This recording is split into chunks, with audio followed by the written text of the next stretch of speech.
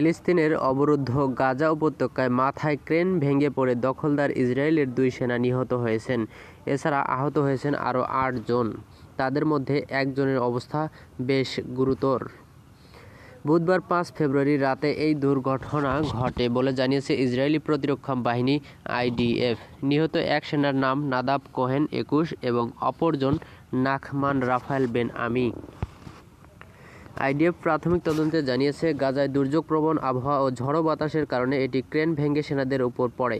এরপর এই হতাহতের ঘটনা ঘটে। 2023 সালের অক্টোবরে গাজায় স্থল হামলা শুরু করে দখলদার ইসরায়েল।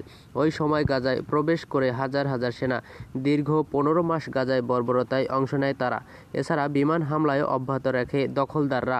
এতে প্রায় 50,000 ফিলিস্তিনি নিহত হয়েছেন। হাজার হাজার মানুষকে হত্যার পর গত 19 জানুয়ারি ফিলিস্তিন সশস্ত্র গোষ্ঠী হামাসের সঙ্গে যুদ্ধবিরতিতে রাজি হয় ইসরায়েল।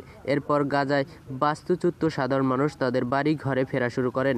কিন্তু এরই মধ্যে যুক্তরাষ্ট্রের প্রেসিডেন্ট ডোনাল্ড ট্রাম্প গাজাকে দখলের হুমকি দেন।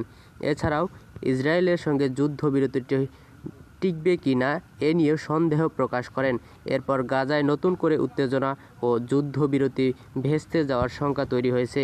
তবে আরব দেশগুলো জানিয়েছে, তারা গাজার সাধারণ মানুষকে অন্যত্র সরিয়ে নেওয়ার দাবি মেনে নেবে না। সূত্র টাইমস অফ ইসরায়েল।